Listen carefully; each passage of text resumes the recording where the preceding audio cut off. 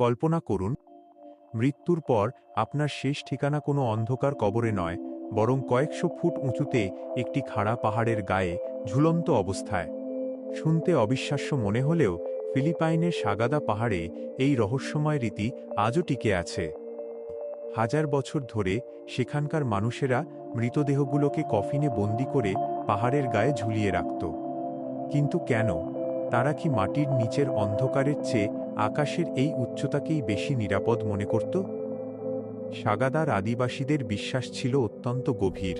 তারা মনে করত, মৃতদেহকে যত উঁচুতে রাখা হবে, বিদেহী আত্মা তত দ্রুত স্বর্গে পৌঁছাতে পারবে।